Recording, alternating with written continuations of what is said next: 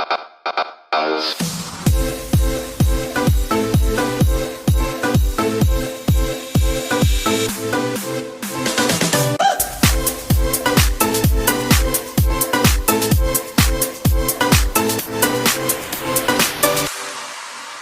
a very good day everyone, and as you can see, medyo malamig po dito ngayon. Lamig po. Grabing lamig. Hindi naman po masyadong malamig, pero malamig. Sakto lang po. Parang Baguio na mas malamig po. And we will be talking about mental imagery. So what exactly mental imagery is? Imagination. So talking about it, ito yung combination of stimuli of how we represent sensory information pero hindi talaga directly na nararamdaman natin yung mga stimulus. In other words, the external stimulus.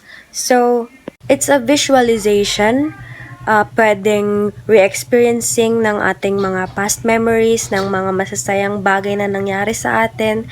And of course, during these times, talaga, we should focus more on the positive things. So today, limited talaga yung mga face-to-face services. However, it's nice to know na there are tranquility and mindfulness podcasts na available online. So, if we ever come to think na makapag-relax, ganyan, we can access them easily. So with that, mental imagery is our visual representation kahit na wala tayo sa mismong environment. So, since nasa level 2 na po ang ating alert level, everybody nakakapag-gala-gala na rin po tayo. But, of course, i-follow pa rin natin yung ating mga health protocols.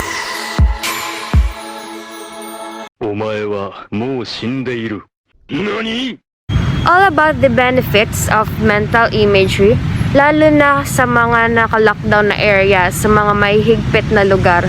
Well, this will really help us to feel relaxed anytime and anywhere na gusto natin. Not really anywhere, but like kunwari if ever na nasa terrace tayo or nasa loob tayo ng room. Imagine.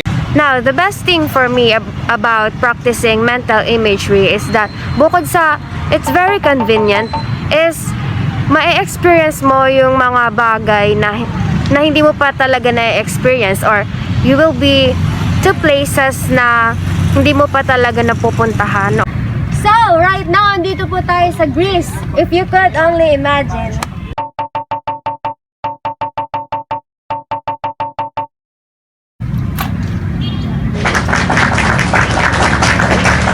Or you could imagine talking to somebody else, someone na you wanted to talk to.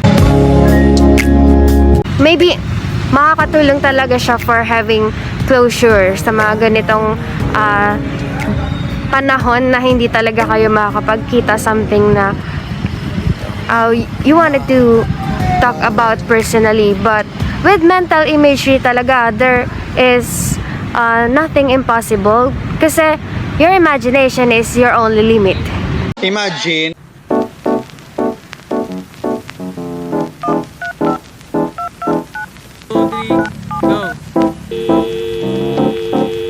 Now, moving on about nung kinento ko sa inyo yung tungkol sa mga online meditation, tranquility, mindfulness, something na ganon. Well, when it comes to guided imagery, i-instruct nila tayo when the moment we close our eyes, they will make us feel things na hindi naman talaga present sa kung nasaan tayo.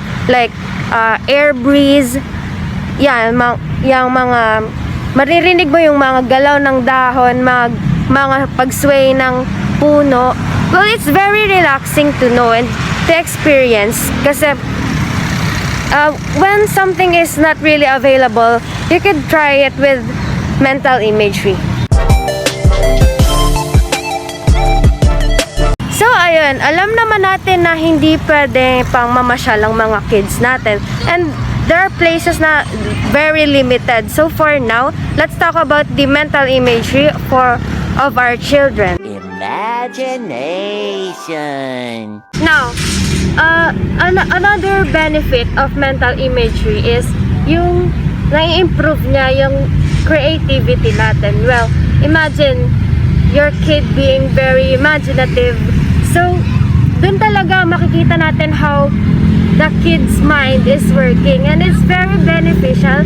For example, nasa sala lang siya pero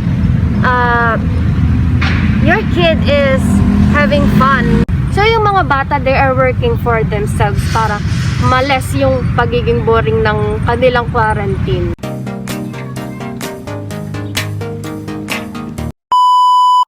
Tayo, tara!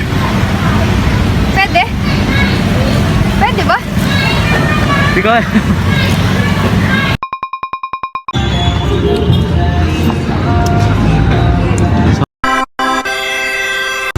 Since kumakain tayo ngayon, let's talk about how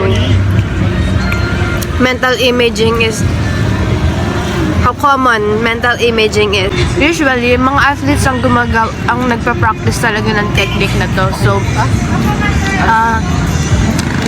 mental imaging keeps them motivated. Kasi, imagine, picturing yourself sa magandang bodybuild, diba?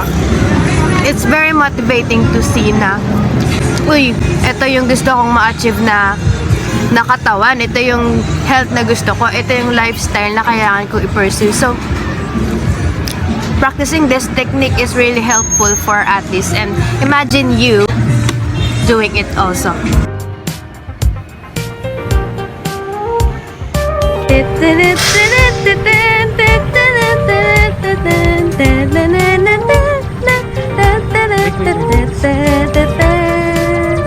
Well, I know you miss the nightlife. Okay, so dinala ko na kayo ngayon sa nightlife. Stigs, stigs, stigs, stigs, stigs, stigs, stigs, stigs. Talon, talon, talon. Isipin mo yung utak mo. It would be a very good gift to yourself if you keep yourself away from the stress.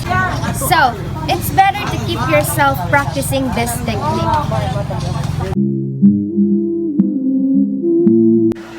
Well, gusto ko na rin i-emphasize to how much people are really negatively affected by this pandemic. Especially pag sa mga ganitong oras when ikaw na lang mag-isa. When the people around you are already sleeping. And ito yung chance mo to contemplate, to self-reflect. Most of the people right now are really into overthinking, and they have been experiencing high levels of anxiety. Kailan ba matatapos talaga yung pandemic? And especially sa mga working and also mga students na nag-stop. Iba yung pagre-reflect nila how much they are being frustrated. Of course, financially. Kasi mahirap talagang yung ganitong sitwasyon na naka-lockdown tayo. Hindi talaga enough yung entertainment na nakukuha natin from the internet, from our online interactions with friends and family. Well, however, if we could only consider how beneficial meditation and mindfulness are, it will really help us kasi pwedeng mabaling yung attention natin away from our worries, away from the stress.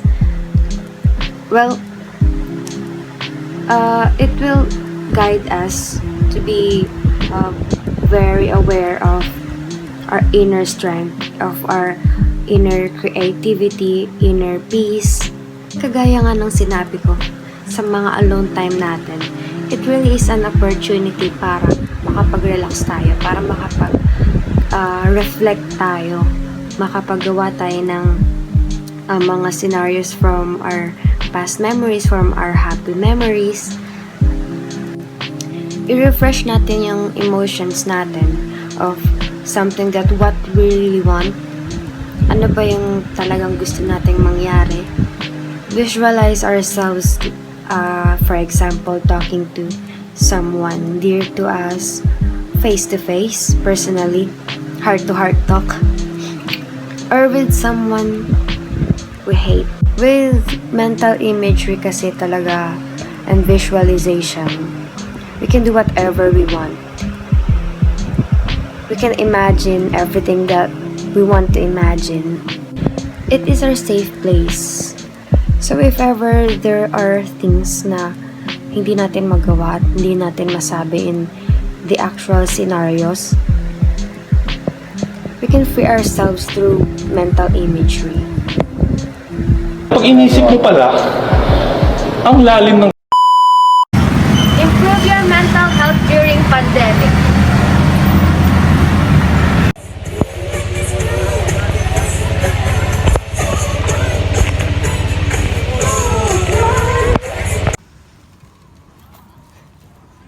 Sige.